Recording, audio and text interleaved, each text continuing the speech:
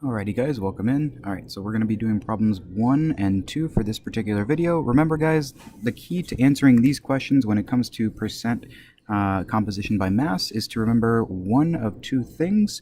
First, your equation should be mass of element, and that is the mass of the element that you're trying to figure out. And then of course, over the total mass of the molecule times 100%, and then that should give you the particular answer that you're looking for. Now for question number 1, it says a chemist determines that 1.26 grams of iron reacts with 0.54 grams of oxygen to form rust. What is the percent composition of each element in the new compound? Well, let's start off with iron, okay? So let's figure out how much mass of iron we have. Well, we have 1.26 grams of iron. And then what is our total mass for this particular question? Well, it's 1.26 times 54 or plus 54, which is going to give us a total mass of 1.8 grams for the total mass, which I'm going to abbreviate as TM. Now, if I divide these out, I get 0.7, and then if I multiply by 100, I get 70% iron, right? And so when I mix these two together, if I have a substance that is 1.26 grams of iron and 0.54 grams of oxygen, well, iron makes up 70% of that molecule, right? Now let's do the same for oxygen. I'm going to run out of space here, so bear with me. So the mass of oxygen is 0.54 grams. The total mass stays the same, right? It's 1.8. Now if I divide these out, I get 0.3. And if I multiply it by 100, I get 30%, right? Perfect. Let's move on to question number 2. I'm going to scooch this up just a little bit. Perfect. Alrighty. Perfect. All right.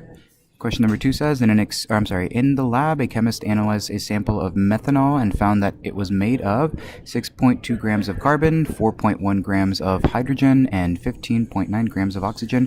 What is the percent composition of each element, right? Now, they could ask you what is the percent composition of carbon, and you would do the exact same thing, but it's asking you for each particular element. Now, let's not forget our formula, which is the total mass on the bottom, on the denominator, and then the mass of the element that you're looking for on the numerator. And so let's start off with carbon, which is the first one, right? It's 6.2 grams of carbon. And then what is the total mass of this molecule? Well, I'm going to have to do 6.2 plus 4.1 plus 15.9, which I believe gives me 26.2, I think. 26.2 grams for the total mass, TM. If I divide this out, I get let's see, what do I get here? I get 23, I believe, 23.7, or 0.237 times 100 is going to give me 23.7%, and this is going to be carbon. I'm going to continue on, so I've got carbon, right?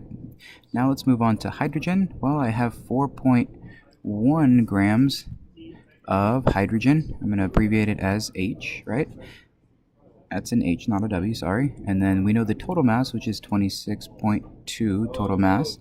If I divide this out, I get, let's see, I get 0.16, I believe, 0.16. If I multiply by 100, right, I get 16%. And this is going to be hydrogen. Finally, I have one more. It is 15.9 grams of oxygen. I'm going to abbreviate it as O over 26.2. If I divide this out once again, I get, let's see, 0.607. If I multiply that by 100, I get 60.7%. And if you're unsure about any of this, what you can do is you can add these items up, and they should total 100, right? Perfect. And now I believe I made a mistake here. This actually should be 20. Let's see here. Nope, I think we're good.